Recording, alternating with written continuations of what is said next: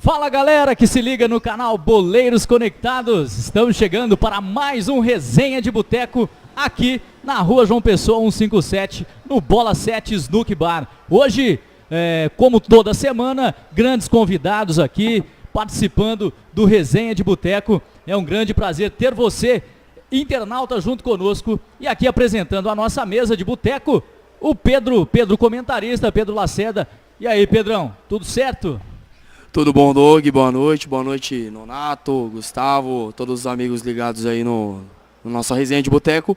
Começar mais um programa aí com muita resenha boa. Legal, hoje o papo vai ser quente aqui, hein? Quero apresentar aqui Gustavo Nonato, jogador do São Caetano, apenas 20 anos, disputou aí o Campeonato Paulista pelo Azulão, fez uma grande campanha. Gustavo Nonato aqui, há 3 anos no São Caetano. Boa noite para você, tudo bem, Gustavo Nonato? Boa noite a todos que estão nos assistindo hoje nesse programa. Fiquei muito feliz com o convite, espero que hoje a resenha seja boa e vamos aí falar sobre futebol.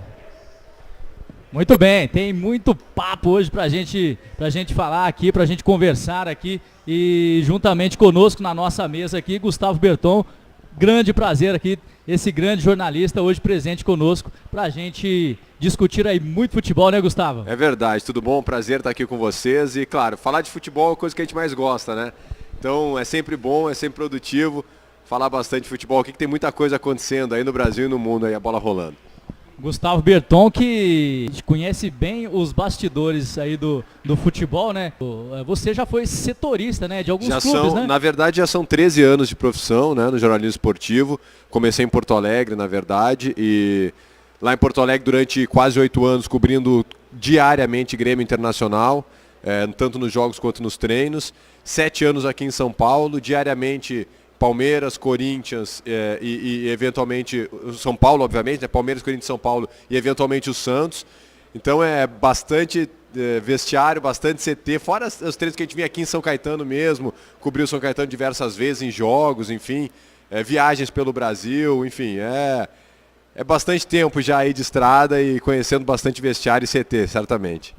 Muito bem, para você que está ligado aí no nosso canal Boleiros Conectados, hoje vamos falar de Liga dos Campeões. A Liga dos Campeões está pegando fogo, agora vem as semifinais por aí. Vamos falar também das polêmicas aí de Corinthians e Palmeiras durante essa semana e também aí da primeira rodada do Campeonato Brasileiro, que se inicia no próximo final de semana agora. No próximo sábado começa o Campeonato Brasileiro. Pedro Lacerda, vamos falar um pouquinho aqui, o nosso primeiro assunto aqui, Liga dos Campeões. Você que é mestre em Liga dos Campeões, e os jogos desse meio de semana, hein? Cara, jogos eletrizantes, né? Todo mundo que acompanhou essa rodada ficou de cabelo em pé. Foram jogos incríveis. Eu ia até dar meu destaque para Roma, que teve aquela virada incrível sobre o Barcelona. Uma virada onde quase ninguém acreditava. Posso até ter a ousadia de dizer que nem a própria torcida da Roma mais botava fé depois do 4-1 no Camp Nou. E conseguiram, com a força da camisa, com a força da torcida dentro do estádio do Olímpico, conseguir uma virada que todo mundo ficou de cabelo em pé. E quase que a própria Juventus ontem conseguiu reverter também um placar em cima do Real Madrid, do poderoso Real Madrid, de 12 Champions Leagues dentro do Santiago Bernabéu. Fora os outros jogos que também foram muito eletrizantes, o próprio Manchester City contra o Liverpool, em que houve aquela polêmica também do gol do Sané que foi anulado, onde estava 1-0 ainda pro Manchester City. Destaque para o Gabriel Jesus também, que fez o gol, né, logo no comecinho do jogo. E foram jogos muito bons. O próprio Bayern que também fez um jogo mais morno com o Sevilha, aquele 2-1 fora de casa e depois um 0-0. Teve alguns lances polêmicos também nesses jogos, né, Pedrão? Tiveram, porém, eu particularmente dizendo, eu vi que tiveram muitas reclamações ontem no jogo da Juventus com o Real Madrid, que estava 3-0. E no último lance, faltando 15 segundos, né, houve aquele pênalti em cima do Lucas Vázquez. Na minha opinião foi pênalti, não há discussão. Pra mim não há discussão. Na hora que eu vi, eu tava acompanhando, eu falei, não tem o que falar. Foi pênalti, foi vacilo, né, da zaga da Juventus, que deixou um lance antes, na verdade, quase que o Real Madrid tinha feito um gol de cabeça e o Chiellini tirou, e no lance seguinte, subsequente, o Real Madrid pressionou, conseguiu né, com a força deles, fazer aquele lance de pressão e saiu o pênalti que, no meu modo de ver, foi... A única reclamação que eu até entendo por parte do torcedor juventino é a questão da expulsão do Buffon. Eu acho que foi uma expulsão que não cabia. Por mais que também não coubesse a expulsão, eu acredito que o Buffon não ia pegar. O Cristiano Ronaldo é craque e ele bateu no ângulo ali, não tinha como nenhum goleiro. Se fossem 3 Buffons, não pegariam ali, né? Você acompanhou a Liga dos Campeões nessa semana, Acompanhei. O grande destaque que eu faço dessa Liga dos Campeões é a respeito do futebol italiano. A gente tem talvez a mania de menosprezar pelo momento, né? Menosprezar algum futebol pelo momento, seja time ou principalmente de país. A Itália vem num ano muito difícil, né? Aliás, nos últimos anos tem sido muito difícil para o futebol italiano. O Milan muito mal, a Inter muito mal, com exceção da Juventus, né? que alcançou algumas finais ou semifinais de Liga dos Campeões. Os outros times italianos que a gente sempre viu na década de 90, grandiosos, né? Ganhando muitos títulos, mal nesses últimos anos. E a Itália esse ano ficou fora da Copa do Mundo. Então todo mundo deu o futebol italiano como um futebol acabado. Não, o futebol italiano está mal, ninguém mais olha para o futebol italiano. E aí que a gente vê que a gente não pode subestimar nunca, né? Um futebol de grande tradição e de grande força. Em 2 grandes jogos, aí no primeiro jogo os 2 times tomam uma goleada, quer dizer, tanto a Juventus quanto a Roma. Bom, aí botamos a pá de cal, deu. Futebol italiano, não, ninguém mais olha. E aí em 2 jogos eles resgatam um brio, uma força que sempre foi característica da Itália. A Itália, nas Copas do Mundo, ela é assim, né? A Copa de 94, que fez a final com o Brasil, a Itália não fez uma grande Copa, muito pelo contrário. O Baggio chegou a machucar no meio da Copa, depois ele voltou, jogou no sacrifício, a Itália foi aos trancos e barrancos, chegou na final. Na própria Copa que a Itália venceu em 2006, a Itália não era uma favorita, mas foi aos trancos e barrancos, foi lá e venceu. Então o futebol italiano... Jogos de 1-0, exato, penalidades às vezes, mais, às vezes né? Nunca sendo um futebol bonito, bem jogado, como foi o da Alemanha aqui no Brasil, por exemplo, né? Mas a Itália sempre foi assim, ela, através do brio da sua raça, eles conseguem impor o seu futebol. E eu acho que Roma e Juventus resgataram isso, né? Por mais que a Juventus não tenha classificado, olha o jogo que fez dentro do Santiago Bernabéu, fazer um 3-0 dentro do Real Madrid, que é o grande time do mundo hoje, o Real Madrid. Isso não é fácil, né? Então acho que essas 2 equipes resgataram um pouco da dignidade do futebol tão sofrido que é o futebol italiano hoje. Mas em relação aos jogos propriamente, né? Eu acho que a Roma se impôs diante do Barcelona. O Alisson praticamente não fez uma grande defesa, né? O Messi quase não jogou, eles souberam anular muito bem o time do Barcelona. Só bateu 2 faltas por cima da barreira, exato, mais nada. Não fez nada. E a Juventus, claro, depois de fazer um 3-0 no Real Madrid em casa, que a Juventus tinha esse revés, né? Tava jogando no Santiago Bernabéu, não era nem na sua casa. E aí, claro que o Real Madrid não ia deixar barato um 3-0, ia vir para cima. E eu concordo com o que foi dito. Acho que foi pênalti realmente no último lance, não tem discussão, pênalti. E embora o Buffon tivesse em campo, não ia pegar o pênalti do Cristiano Ronaldo, acho que ele ia fazer de qualquer jeito. Pelos 2 jogos, eu estava torcendo para a Juventus e acho que por esse jogo merecia pelo menos uma prorrogação. Mas pelos 2 jogos, acho que o Real Madrid mereceu passar no final de tudo, assim.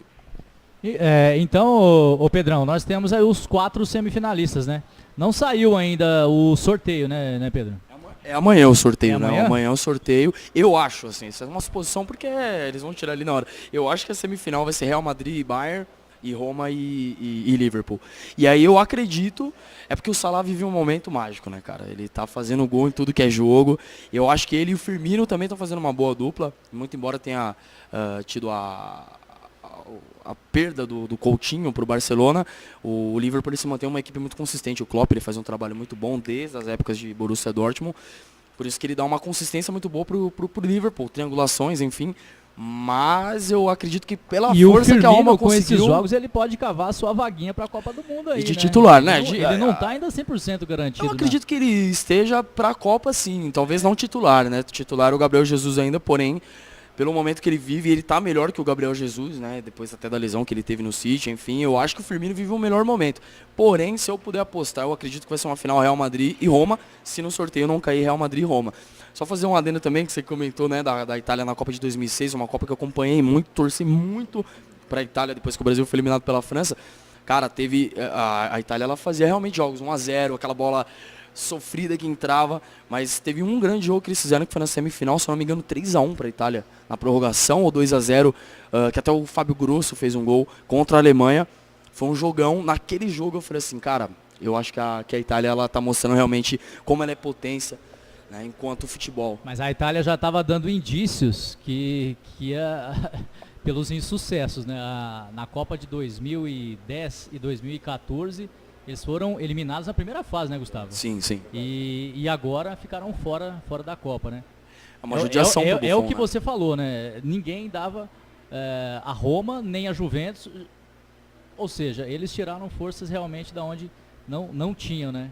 A própria Itália, ela vem de uma escola tradicionalíssima dentro do futebol e nos últimos anos até aparecem boas surpresas dentro do futebol italiano. Você vê jogadores com potencial dentro da seleção, porém eu acredito que o técnico não tenha encontrado um padrão, né, a ponto de levar a Itália para a Copa. É uma pena, a gente fica chateado por não ver uma Itália, né?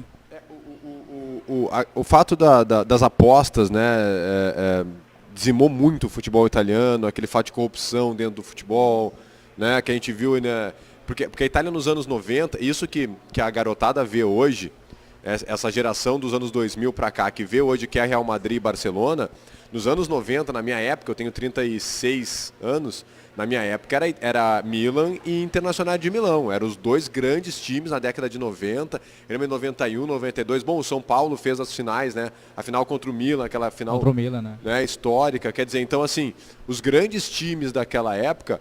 Tanto é no videogame, né? A gente, na minha época, você pegava assim, era Milan, você pegava esses caras aí, pô. Mas você é novo ainda. Internazionale, Você é pô, essa menino época de ainda. 2000 aí, porra. O que eu mais jogava era... porque pegou aquele resgate da década... porque pegou o resgate da década de 90. Exato. É isso, Kaká, né? Era...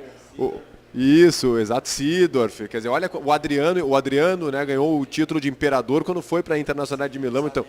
Exatamente. Olha, né, a riqueza de jogadores que tinha a Itália, né, O Piero na Juve, né? Se a gente começar a falar que os jogadores que tinha, a gente vai ficar... Isso começou lá atrás, quando o Maradona foi para lá, no Napoli, né? Aliás, o Maradona fez o Napoli, Careca, e aí começou aquele futebol italiano, né? Então, assim, o que a Espanha vive hoje, a Itália viveu nos anos 90, mas toda essa corrupção que teve, né, o futebol italiano foi perdendo força, foi denegrindo cada vez mais a imagem, os grandes jogadores começaram a se achar em outros centros, e aí a Itália hoje vive o que é hoje, mas eu acho que é algo temporário, e para mim está claro que é temporário, né? Eu acho que a Itália vai resgatar o seu futebol, acho que ficar fora da Copa é algo muito marcante, né, para um país de tanta tradição, para um país que é tetracampeão mundial.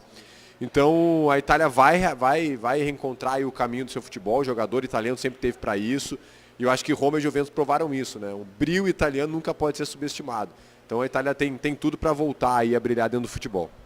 Muito bem, pegando o gancho aqui do nosso jogador do São Caetano aqui, o Nonato, a gente tem vontade de chegar numa Liga dos Campeões, é claro, né? Mas você hoje que disputou, esse ano você disputou o Campeonato Paulista, quando você vê esses jogos pela televisão, sente aquela vontade, dá aquela vontade de um dia chegar lá, e você acha que a diferença do nosso futebol aqui é muito grande para eles? Dá vontade até em mim, que não sou jogador de futebol, imagina nele. Então, é isso, né? Todos que estão lá dentro e quem não está dentro lá das quatro linhas também tem vontade de estar em jogos grandes assim. Mas nós jogadores temos que saber que é passo a passo, né? Eu não posso estar hoje no São Caetano querer jogar uma Champions League. Eu sei que eu tenho que dar um passo na minha carreira, por exemplo, jogar uma Série A de brasileiro, então é etapa a etapa. E acredito que um dia, né, quem sabe, é o que todo jogador sonha, eu quero estar lá também. É meu espelho hoje, quero ser espelho de alguém no amanhã, então objetivo, né? É o que eu levo como objetivo na minha carreira. Cara, eu vou falar pra você que várias vezes, deitado na minha cama de noite, eu me imaginava assim, The Champions, por favor, imagina eu lá. Aquela musiquinha Oh, cara, nossa, sonho. Muito bem, então para fechar aqui a Liga dos Campeões, né? Então se classificou, Pedro, Liverpool, Liverpool, Roma, Real Madrid e Bayern de Munique. Real Madrid e Bayern de Munique. Amanhã sai o sorteio, né? Exatamente. Muito bem.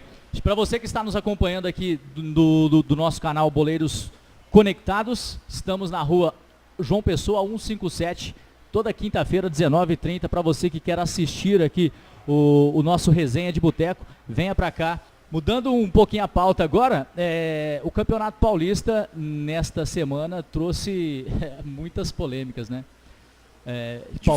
Palmeiras e Corinthians. Antes disso, eu quero que o Nonato fala um pouco do Campeonato Paulista, que o São Caetano estava disputando lá embaixo, né, nas primeiras rodadas, e o São Caetano deu um salto nas últimas seis rodadas ali, conseguiu a classificação. Sim. E saiu nas quartas de finais pro São Paulo, né, Nonato? Torci bastante pro São Caetano, viu, cara? Porra, nem me fale, cara. Foi detalhe, né? Acontece, mas voltando desde o começo do campeonato, a gente começou bem abaixo do que a gente esperava. A gente sabia, chegou uma hora do campeonato que a gente tava até meio assim, né? A nossa luta primeiramente era para não cair.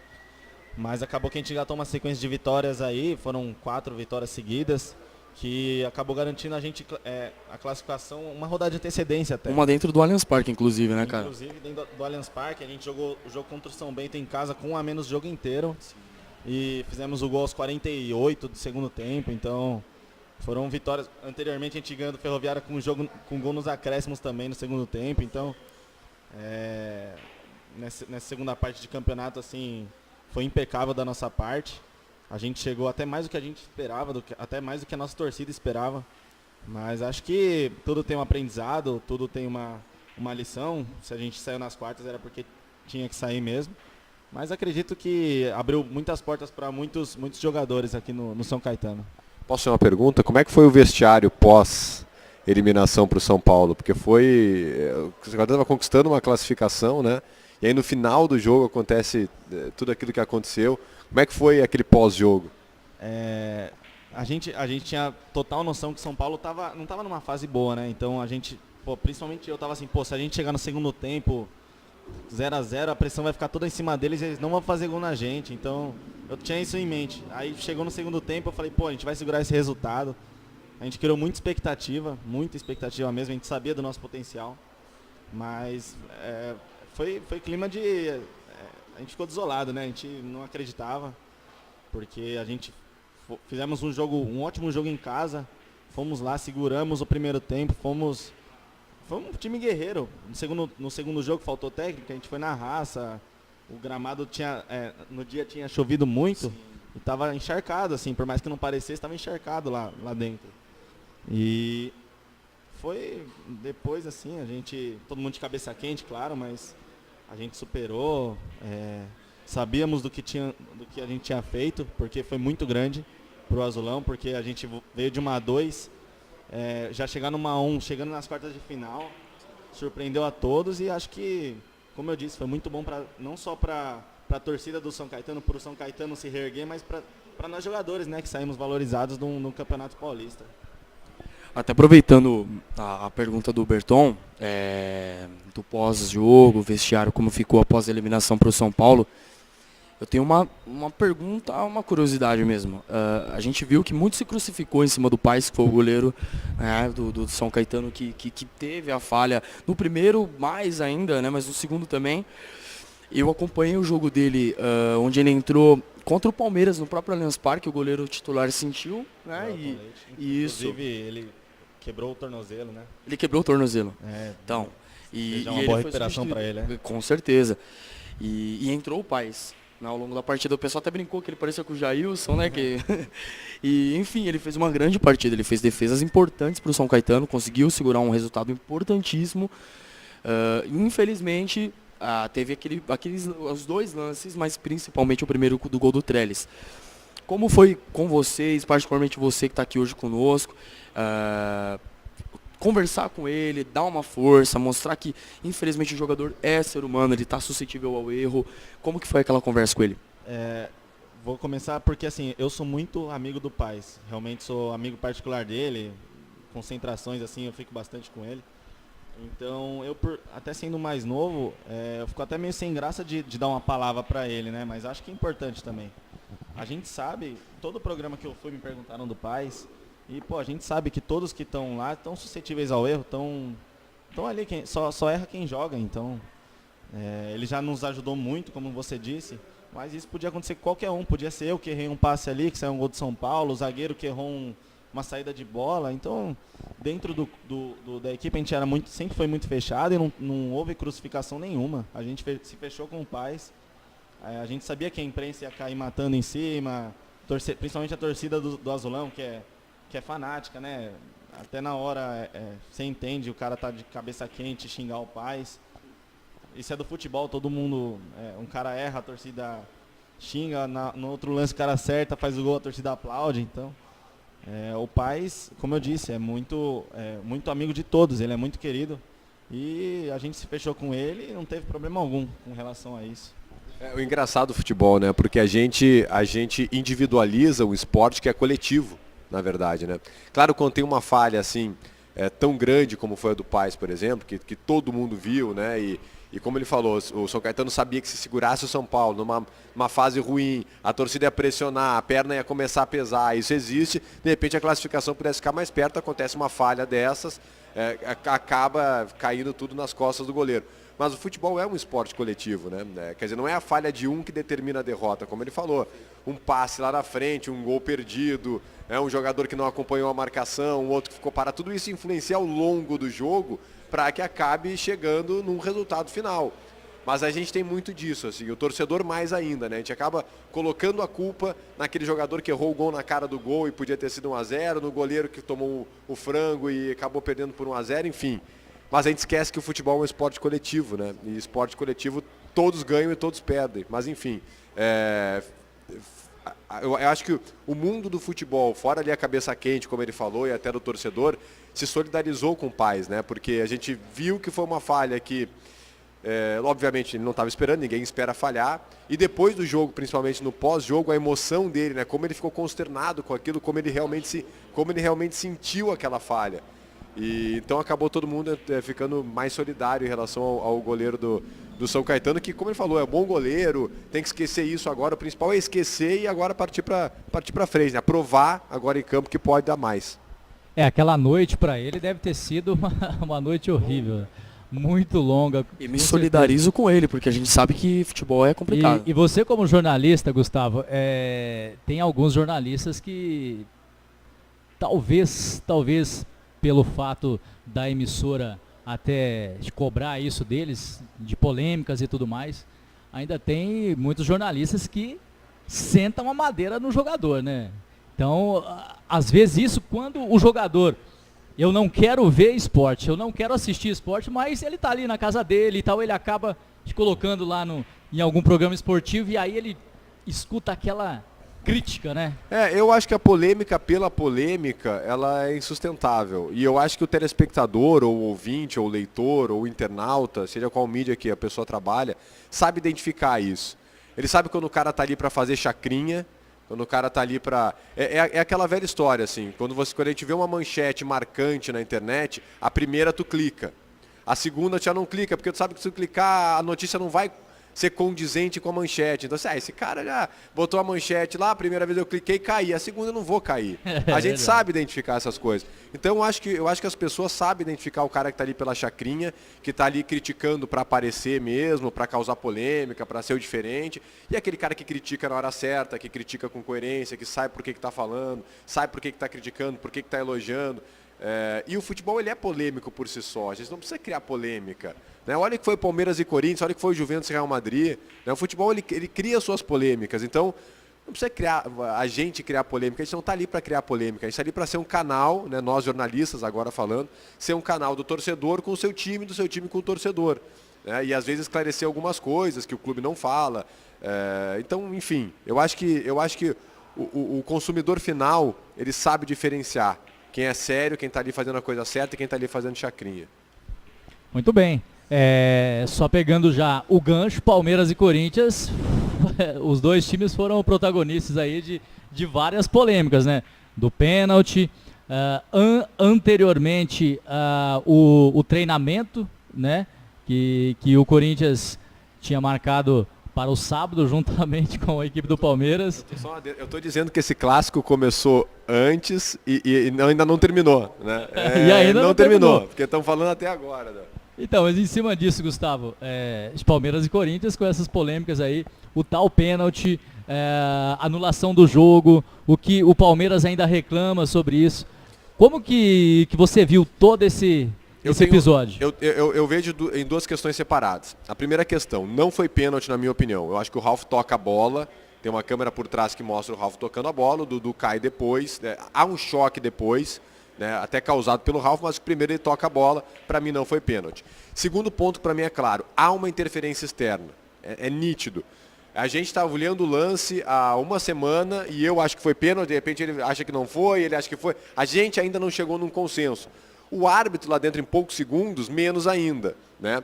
E o árbitro era o mais próximo daquele lance. O Bandeira estava mais longe, o quarto árbitro mais longe ainda. Se não me engano, o árbitro estava a 10 metros e o quarto árbitro a 30. Então, quer dizer, o quarto árbitro não tinha condição de ver melhor que o árbitro, era impossível. Ele alegou o ângulo, né? O ângulo lateral pior, do quarto árbitro. Era pior, porque então... ele estava na diagonal e o árbitro estava de frente para o lance. Então, assim, há uma interferência externa, isso para mim é claro. Agora, o que me chama a atenção é que o Palmeiras está reclamando algo que não foi. Se tivesse sido pênalti, isso eu estou dando a minha opinião. Claro, pênalti né? claro. Pênalti claro, Pênalti indiscutível, claro. né? E a interferência externa anulado esse pênalti, o Palmeiras tem toda a razão de reclamar. Mas na minha opinião, que acho que não foi pênalti, não há por que alguém reclamar algo que não aconteceu. Então, assim, eu ainda, embora a interferência externa esteja ainda proibida no futebol, eu ainda fico com o lado do mais justo. Qual é o lado mais justo? Não foi pênalti. Se não foi pênalti, não foi pênalti. Então, a arbitragem, mesmo que por influências duvidosas, acerta o lance.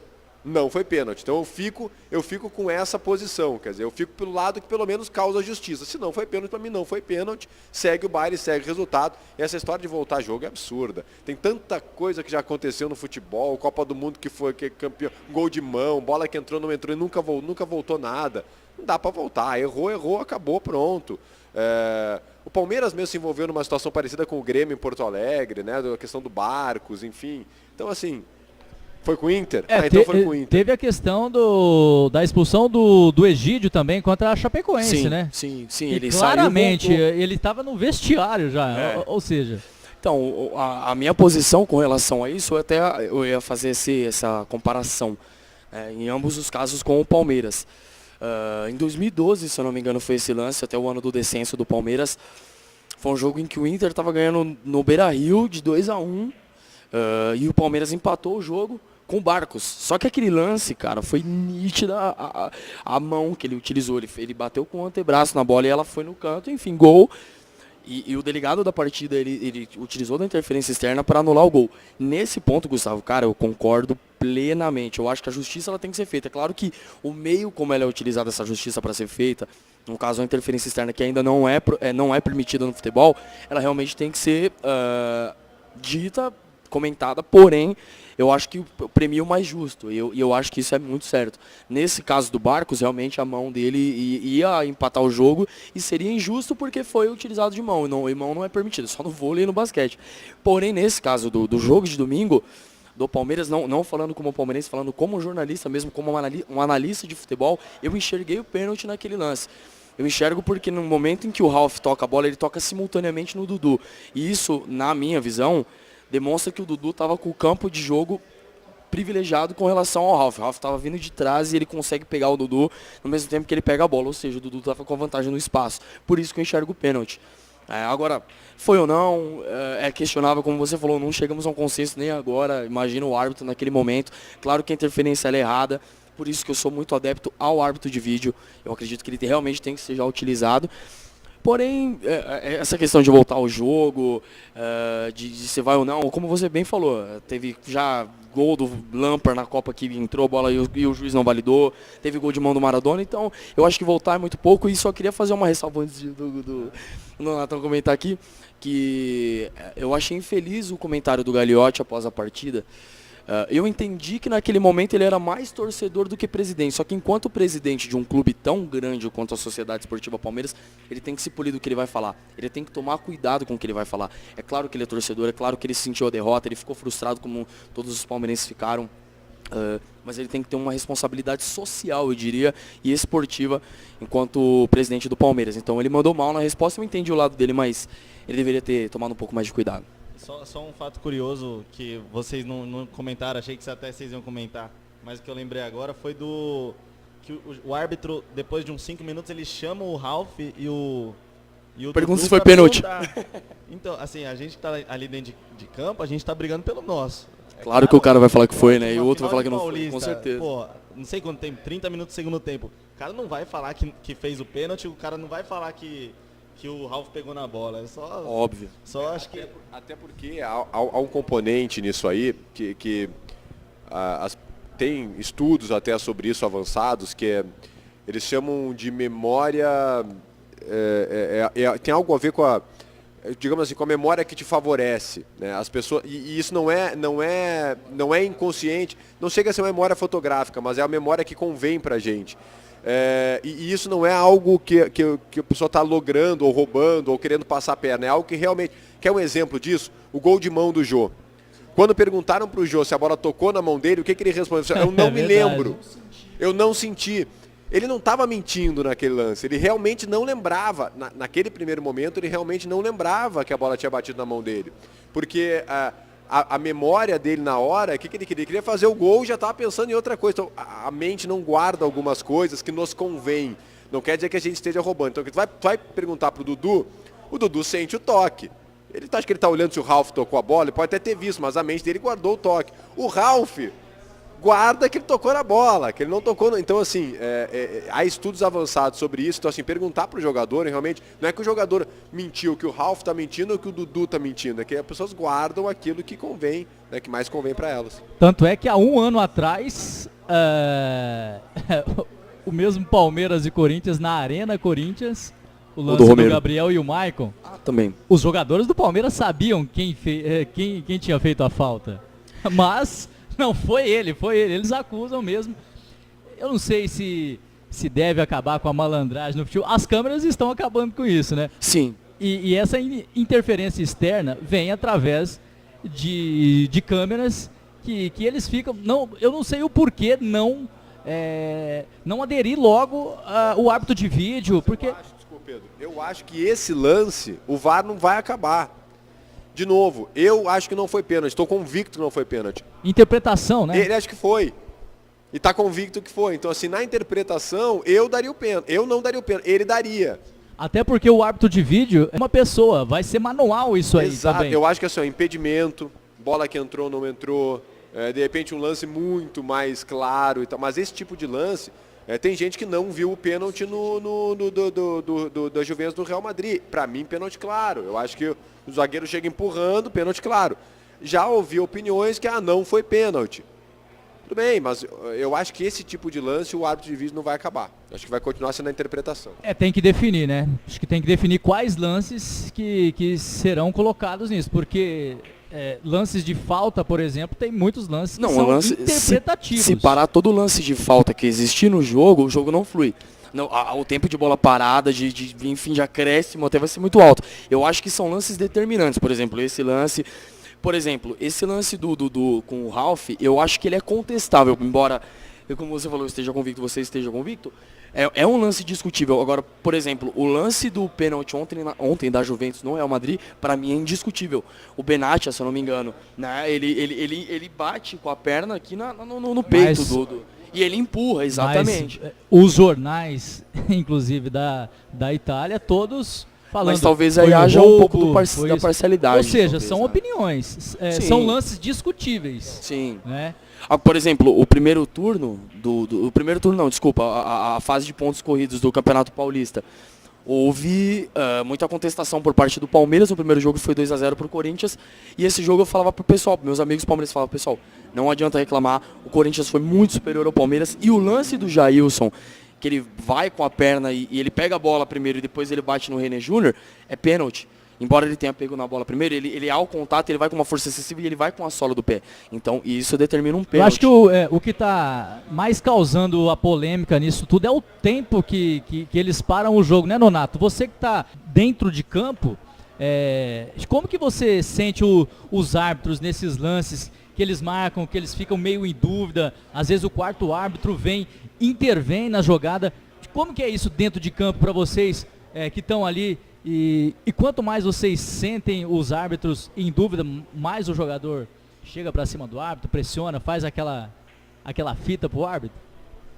É o que o pessoal chama de malandragem do futebol, né? Se você também vê o vídeo do jogo, eu tava acompanhando ao vivo, o próprio Balbuena sai gritando na frente do árbitro, assim, como se não houvesse amanhã, cara. Ele grita, ele xinga, você tá louco, entendeu? E dentro do campo a gente vive isso, a gente sabe quando o juiz tá inseguro, quando ele marca uma falta convicta ou quando ele não marca.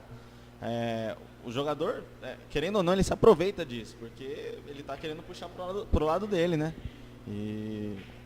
O Pato Abondanzieri, uma vez no Internacional, quando o Inter ganhou a Libertadores de 2010, reverteu um pênalti contra o Inter num jogo, eu acho que era um jogo já decisivo da fase de matas da Libertadores.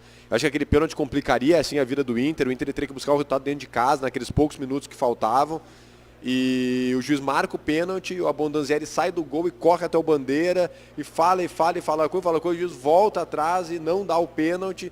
E o Inter acaba passando de fase aquele ano da Libertadores. Mas é isso, né? O jogador sente quando o árbitro não está convicto na marcação? Sim, a gente sabe. Principalmente às vezes quando você está no lance é mais difícil de você avaliar. Mas quando você está vendo de fora, está do lado, você tem aquela... de chegar no árbitro já dar uma dura nele, entendeu? Porque é normal do futebol, isso aí não vai acabar. Pode ser o que for, mas você vai tomar um amarelo ou não vai? Mas você vai dar uma dura, você vai falar, pô, não foi, ou foi... Você vai puxar sempre pro seu lado, né? Não tem jeito.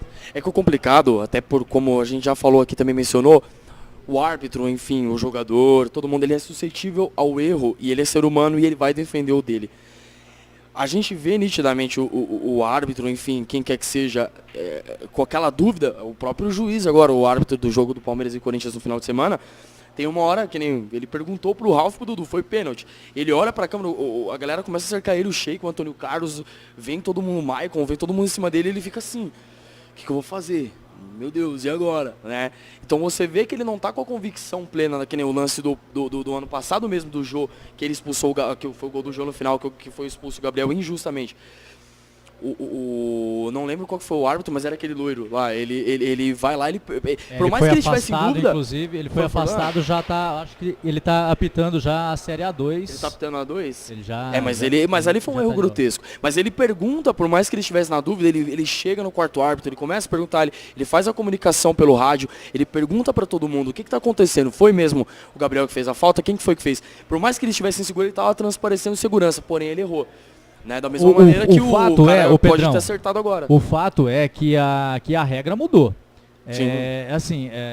Hoje o Bandeirinha, quanto o quarto árbitro, ele tem autonomia Claro. na equipe de arbitragem, né, Sim. Gustavo? Então, assim, eles podem interferir. No caso deste lance, o quarto árbitro, ele marcou, só que assim, pelas imagens que a gente viu, né, tá muito claro que houve algo externo a isso, né? Eu acho que essa equipe de arbitragem. Eu acho que a interferência do auxiliar, ela sempre foi permitida, né? Talvez agora o árbitro esteja se utilizando mais, porque está muito mais difícil para o árbitro. Antigamente, se o árbitro errava em algum lance, a gente não tinha confirmação.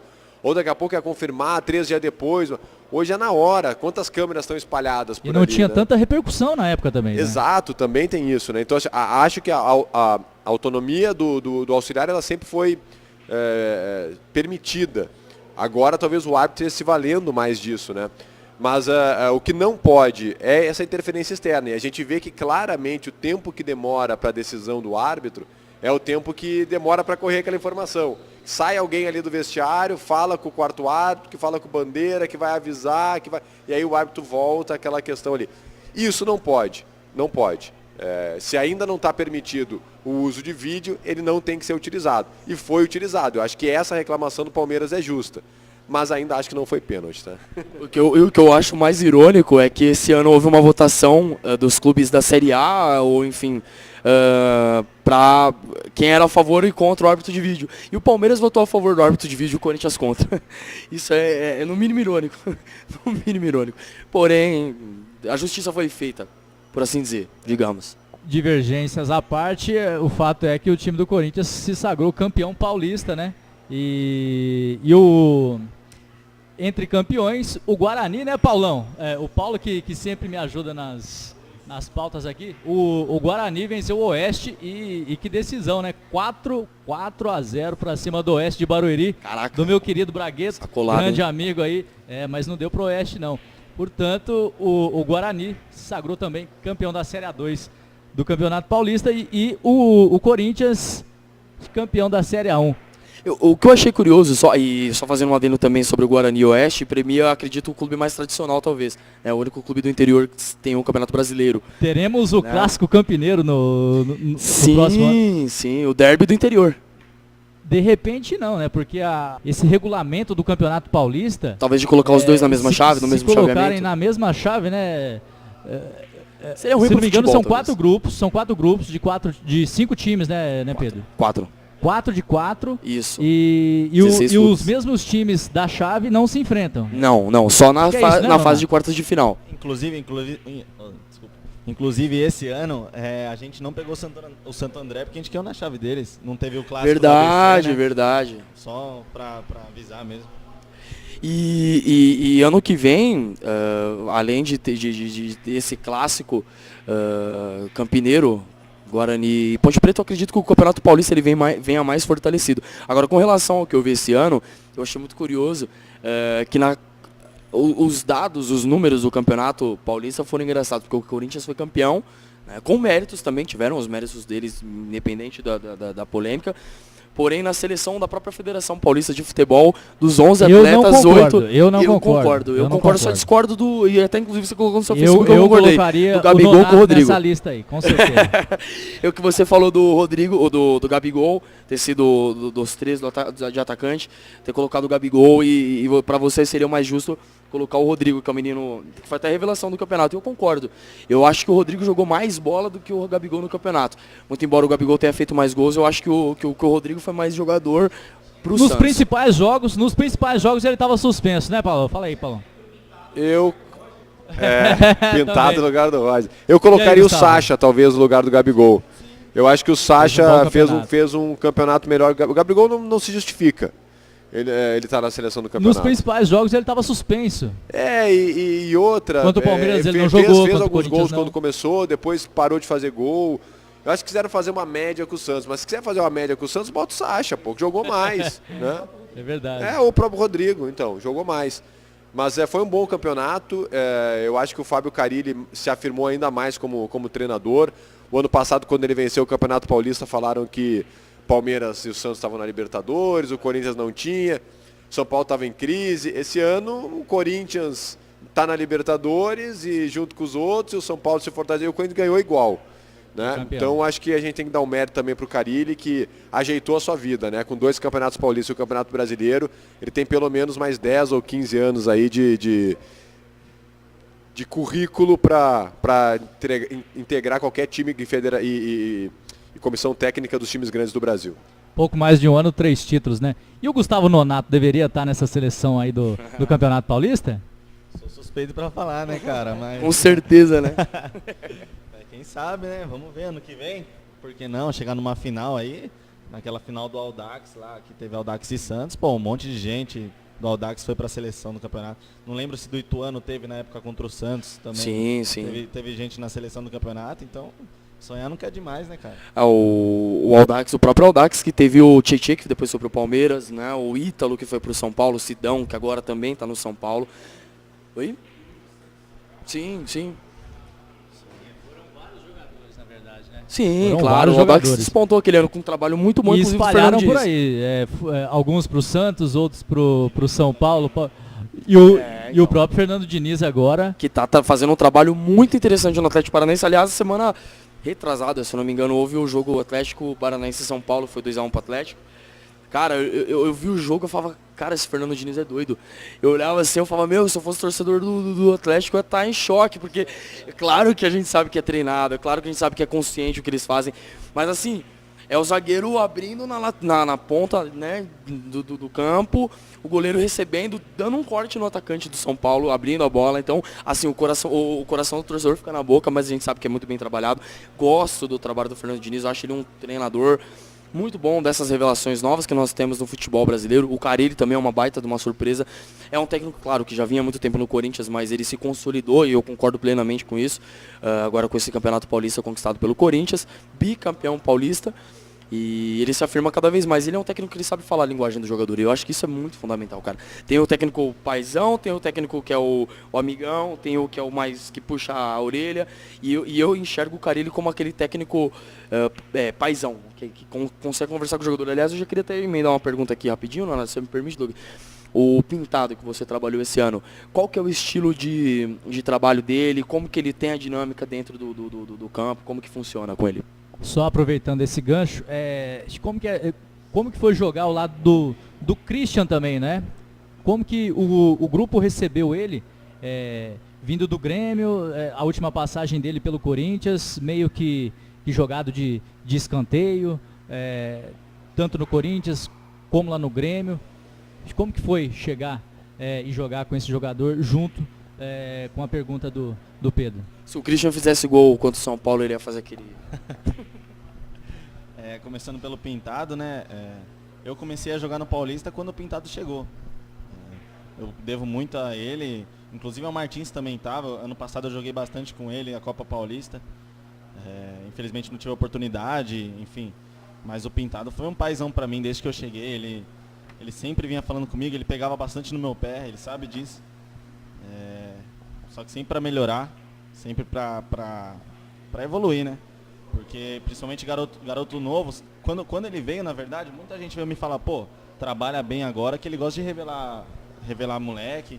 Eu falei, pô, então legal, né? É bom pra mim. E quando ele foi me colocando, até que eu não esperava jogar contra o São Paulo as quartas de final, ele foi lá, 2 horas antes do jogo me falou que eu ia jogar e eu simplesmente assim, não esperava. Então, ele foi um cara que apostou em mim e eu devo muito a ele, cara, muito mesmo. E espero ainda continuar trabalhando com ele, não só no São Caetano ou qualquer outro lugar, porque é um cara que eu aprendi muito e continuo aprendendo sempre, sabe? E com relação ao Christian, ele pode não ter jogado esses últimos anos aí no Corinthians, no Grêmio, mas pô, o cara é ídolo máximo no Fenerbahçe, no Corinthians ídolo também, então o cara tem uma puta história, o cara ganhou títulos que todo jogador sonha em conquistar.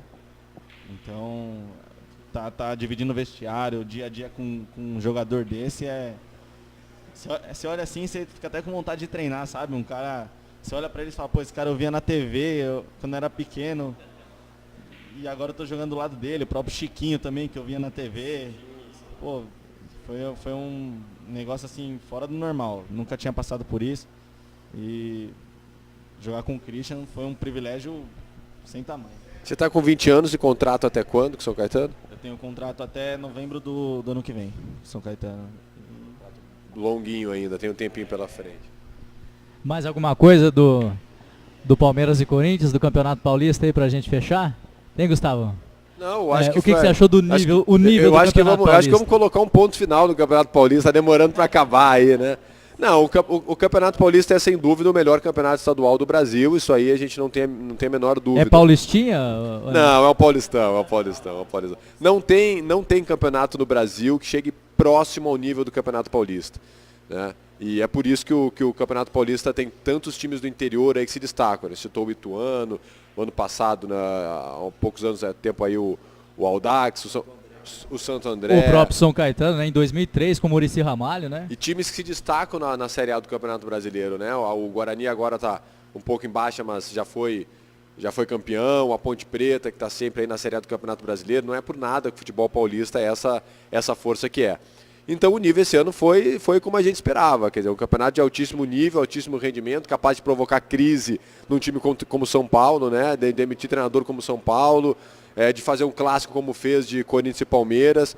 Acho que ficou dentro daquilo que a gente esperava o Campeonato Paulista. É o melhor teste, e isso os times de São Paulo têm esse privilégio, porque conseguem testar bem o seu time para o Campeonato Brasileiro. Talvez por isso que os últimos brasileirões aí tenham sido vencidos pelos campeonatos paulistas. O São Paulo há pouco tempo foi tricampeão, agora Palmeiras e Corinthians praticamente se revezando aí no Campeonato Brasileiro. Talvez por isso, né? O melhor teste dos estaduais esteja no Campeonato Paulista.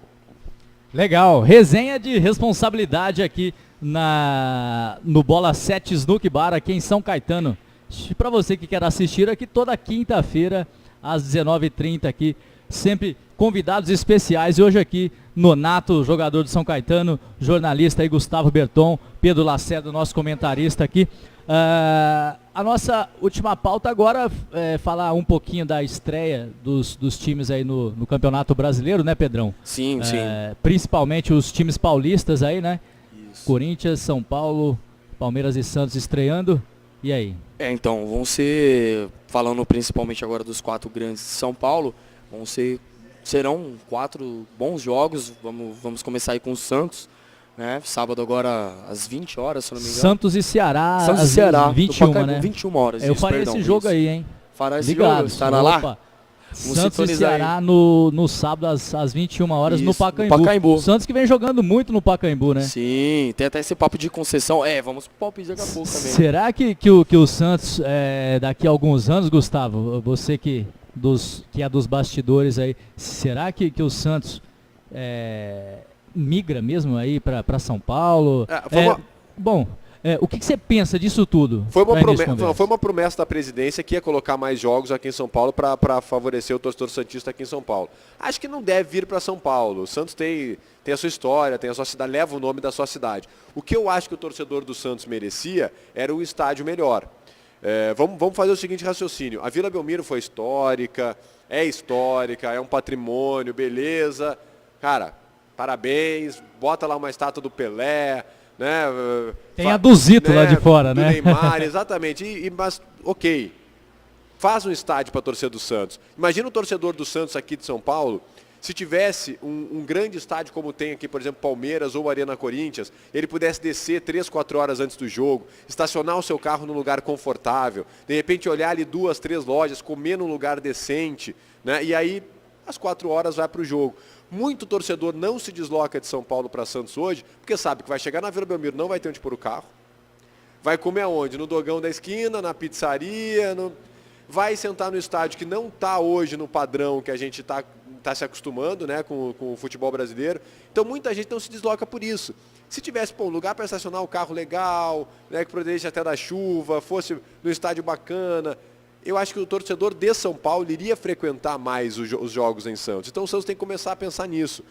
A história é muito importante, mas a modernidade ela traz novos torcedores, né? Ela renova essa paixão pelo time. Então, eu acho que tem que fazer jogos em São Paulo sim, tem que continuar fazendo, né? Tem que vir agradar o torcedor de São Paulo, a torcida aqui é grande, mas pensa um pouco também no torcedor de Santista, torcedor que quer lá de Santos e até, de repente, trazer torcedores da região para ir num lugar confortável assistir o jogo, né? Eu acho que tem que até pra nisso. gente trabalhar é um pouco difícil lá também, né? As cabines de transmissão, bom, etc. Não quer fazer um estádio grande, acha que, de repente, o estádio... Não precisa fazer um estádio para 40 mil pessoas. Faz um estádio para 15, 20 mil torcedores, faz um caldeirãozinho, mas moderno. Não tem problema nenhum. Sim, até porque a Baixada Santista contempla ali 1,5 milhão de habitantes, muitos corintianos ali naquela região. Mas para os torcedores de São Paulo, capital mesmo, né? Ter uma possibilidade, quando chegar lá embaixo, ter pelo menos um estacionamento ali que facilita muito, né? E eu posso dizer, até por agora, me colocando um pouco como torcedor, como palmeirense, houve a modernidade do Allianz, né? Houve essa reforma, enfim, antes já viu o antigo Palestra Itália. E eu, particularmente, já conversei com muitos palmeirenses e falavam, cara, aquela alma do Palestra mudou, né? Mas se você me perguntar hoje, por exemplo, você prefere o Palestra como era antigamente ou o Allianz como é hoje? Cara, havia todo o charme do Jardim Suspenso, mas eu prefiro mais o Allianz Parque como ele é hoje. Eu acho que ele é mais moderno. De modo que eu tenho um amicíssimo, um amigo, meu irmão, ele é santista, assim, fanático. Ele fala pra mim, pô, Pedrão, é complicado esse jogo do Santos, porque a gente tem a dificuldade, o jogo quarta-feira, 9h45. O cara mora em Guarulhos e tem que descer até a Baixada. Imagina você chegar em casa 2 horas da manhã para ter que acordar às 6 no outro dia. Não tem condição. E essa coisa da alma, o torcedor do Grêmio falava muito isso. O Grêmio quando perdeu o Olímpico, né, mudou para a Arena, que quem conhece Porto Alegre é um local completamente diferente. O Olímpico era no meio da cidade, zona nobre de Porto Alegre, e a Arena do Grêmio é bem afastada, depois do aeroporto lá. O torcedor reclamava, não, mas a alma do Olímpico. Cara, durou até o Grêmio ganhar a Libertadores, a Copa do Brasil, acabou, ninguém lembra mais do Olímpico, agora é arena, é linda, é moderna, e é alma, e o Grêmio ganha e pronto, esquece. O próprio Flamengo no Maracanã, né, que houve a reforma agora para a Copa do Mundo, também tinha isso. Não, mas a arquibancada antigamente cabia mais pessoas. É claro que é legal você ver mais pessoas, né, ter a capacidade maior. Porém, quando o Flamengo foi campeão da Copa do Brasil em 2013 em cima do Atlético Paranaense, isso daí também caiu por terra, né, cara?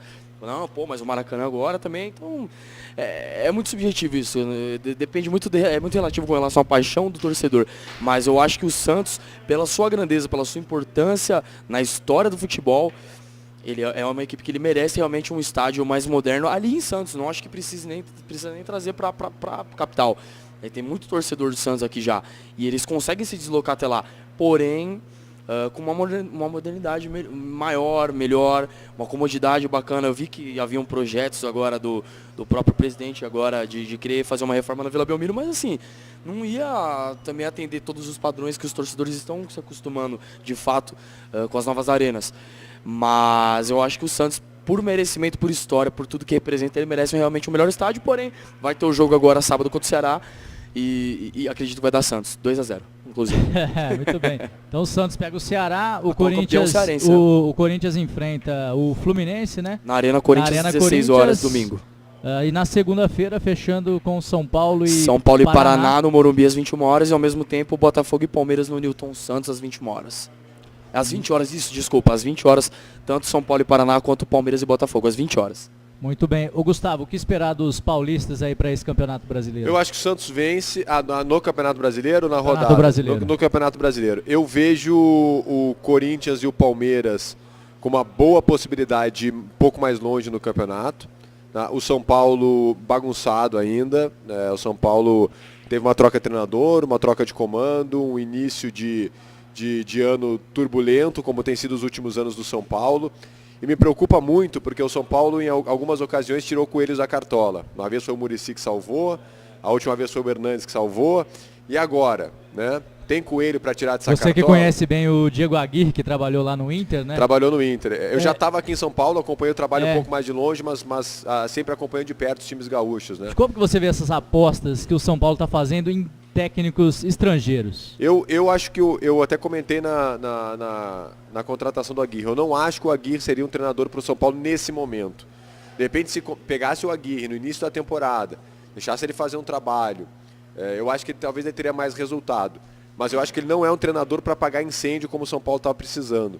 E o São Paulo vai entrar no Campeonato Brasileiro muito pressionado pelo seu torcedor, né? As últimas campanhas foram ruins, o torcedor do São Paulo gosta de Libertadores, faz tempo que o São Paulo não vai, Corinthians e Palmeiras ganhando títulos, né? Isso pressiona ainda mais o São Paulo. Então, assim, talvez o Aguirre não seja o técnico para esse momento do São Paulo. Eu acho que o São Paulo poderia pensar numa alternativa melhor aí de mercado. Então, vejo o São Paulo muito bagunçado para esse ano, acho que o São Paulo de novo vai brigar lá por baixo. E tomara que tenha outro coelho da cartola aí, porque eu não sei até quando isso vai durar, né? E o Santos com um trabalho que talvez não vá render o título do Campeonato Brasileiro, mas acho que o Santos, naquela sua característica da meninada, né? Começou um trabalho lá atrás com o Jair, de repente isso pode ser que o Santos se arrume ao longo do ano e possa chegar aí e brigar por uma Libertadores da América, assim. Mas hoje eu vejo Corinthians e Palmeiras bem à frente, o Palmeiras ainda mais à frente. Talvez o Corinthians, pelo título brasileiro, dê uma engrandecida, ganhar clássico é sempre importante, mas eu acho o Palmeiras ainda mais ajustado e com o time melhor e com um bom treinador para fazer uma boa campanha no Campeonato Brasileiro. Roger Machado seria esse bom treinador? Eu gosto do trabalho do Roger, eu gosto. Eu acho que o Renato, embora seja muito bem no Grêmio, ele bebeu muito da água do Roger. O Roger deixou muito arrumadinho pro Renato. E claro, aí vem o Renato falando aquela linguagem do boleiro, que é importante, né? Identificadíssimo com o Grêmio. Hoje faz um grande trabalho. O Grêmio hoje é o melhor time do Brasil, tá? Jogando futebol. Eu acho que o Grêmio hoje é o melhor time do Brasil. Internamente lá no Palmeiras tem alguns conselheiros já pedindo a cabeça do Roger, hein? Não gostam. 4 meses de trabalho, hein? Não, enfim, nas redes sociais a gente tem muito isso, né? A gente posta qualquer coisa do Palmeiras, os torcedores veem, mas esse cara não é técnico pro Palmeiras e tal. Eu acho que, como falou, 4 meses. Deixa a coisa se arrumar. O Palmeiras, empatou ontem em casa, mas já está classificado na Libertadores, né?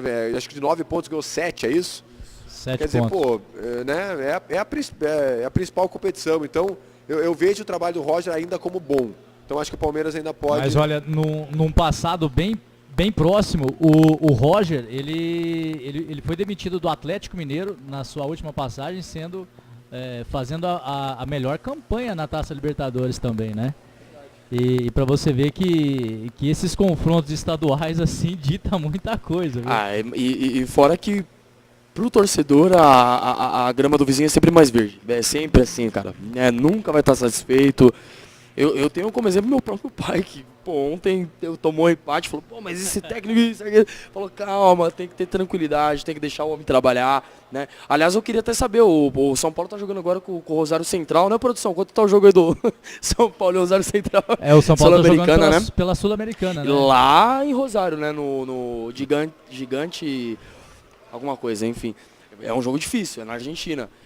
E o São Paulo, eu concordo, Gustavo, quando você fala que o São Paulo ele tirou coelhos da cartola nos últimos anos nessa luta contra o rebaixamento, e a gente não sabe se eles vão realmente precisar tirar esse coelho da cartola esse ano, se eles vão brigar por intermediário ou até mesmo surpreender e brigar lá por cima. Não acredito que isso vai acontecer. Concordo com esse fato com o fato do Palmeiras e o Corinthians estarem realmente à frente dos outros grandes de São Paulo. E além do Grêmio, para mim, que é o melhor time do Brasil hoje, eu enxergo muito o Cruzeiro também, uma equipe muito forte. Muito embora não estejam eles vêm muito forte, eles vêm com uma base do Mano Menezes, jogadores que desequilibram, como é o caso do Thiago Neves, o Robinho, que está jogando muita bola, o Rafinha, a Arrascaeta, são jogadores muito importantes. Então eu hoje vejo o Grêmio e o Cruzeiro como as melhores equipes do Brasil, com o Flamengo e Palmeiras ali batendo bem atrás, como equipes em muito potencial para poder superar. O que vai ser do campeonato a gente não sabe, mas já que a gente está nesse clima de início de campeonato, se eu puder fazer uma aposta de campeão brasileiro esse ano, eu aposto no Cruzeiro. No Cruzeiro e no Palmeiras, porque eu acho que são equipes que vêm bem fortes esse ano. Eu prefiro não ainda cravar ninguém, que o não campeonato tem como, brasileiro já começa suposição, pelo menos 10 suposição, clubes né? ali, né? Como Santos e Ceará 2-0, foi isso? 2-0 Santos. Palmeiras e Botafogo. Palmeiras e Botafogo. Aliás, Botafogo e Palmeiras. Exatamente. Botafogo e Palmeiras eu vou num 2-1 Palmeiras, fora de casa. É o coração falando. Será que é o coração Não, eu acho que o São Paulo Palmeiras e Paraná? é bem forte. São Paulo e Paraná eu acho que é um jogo complicado, eu vou botar um 1-1 esse jogo. Corinthians e Fluminense? Corinthians e Fluminense eu boto uns 3-1 pro Corinthians esse jogo. Igual foi no jogo do título do Corinthians ano passado contra o mesmo Fluminense 3-1, vai ser 3-1 também na abertura. E aí, Bertão, esses jogos aí dos paulistas? O Santos vence 2-1.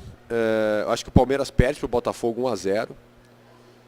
O São Paulo ganha. O São Paulo vai começar ganhando o Paraná 2-1 e o Corinthians ganha fácil também. Acho que o Corinthians pelo menos uns 3-1 ou 3-0 vence também. Ou seja, só o Palmeiras vai perder essa. Botafogo forte, que é atual campeão carioca também, né? Muito legal a nossa resenha de boteco aqui no Bola 7 Snook Bar. Tá chegando ao final. Teria papo, assunto aqui para 2, 3 horas de programa, mas temos que encerrar aqui. Gustavo Nonato, qual a agenda do São Caetano agora e o que o Gustavo Nonato pensa para a carreira no seu futuro aí? Já falou um pouquinho, só para a gente concretizar aqui a sua participação no Resenha de Boteco. Primeiramente, agradecer a vocês, a todos pelo convite. Pô, foi um papo muito bacana. Pretendo vir mais vezes, tá, viu, Paula? Pretendo vir mais vezes, mas, pô, muito bacana. Fiquei feliz mesmo de ter vindo aqui. O São Caetano, segundo semestre, vai disputar a Copa Paulista. A gente ganhou vaga pro Brasileirão, só que só do ano que vem, né? Série D? Da Série D. Mas só ano que vem, infelizmente, mas esse segundo semestre aí vamos manter a mesma linha de trabalho e chegar no Paulistão forte ano que vem também. Basicamente. Quem quiser dar uma seguida aí de leve, é só colocar lá _Nonato, vai estar por dentro aí das novidades aí da minha carreira. Beleza, muito legal. Nonato aí, jogador de São Caetano, hoje aqui no Resenha de Boteco. E também Gustavo Berton, eu quero agradecer a sua participação, muito brilhante, seus comentários em cima do pedido. Valeu, muito obrigado pela sua participação conosco. Duas coisas que o internauta pode fazer agora, inclusive, no seu computador ou no seu celular aí. Primeiro é seguir o meu canal no YouTube, né, um canal de CrossFit. Legal. youtube.com/playcross, né? Só seguir lá, compartilhar com todo mundo, assistir os vídeos. O último vídeo agora foi com o Alfinete do Pânico. Fez um desafio para ver se o Alfinete conseguia fazer um crossfit. O homem que gosta de uma cachaça, ele quase morreu. Então, youtube.com/playcross, tá? Pode se inscrever no canal e compartilhar com a galera. E quem gosta de conversar sobre jornalismo esportivo, a rapaziada que está começando, quer algumas dicas, alguns conteúdos, eu tenho conversado muito com a rapaziada, né, que está começando o jornalismo esportivo.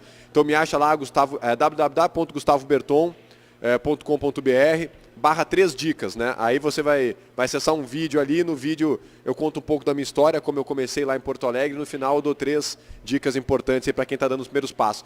E aí eu fico com o e-mail ali e eu estou colocando alguns conteúdos para a rapaziada.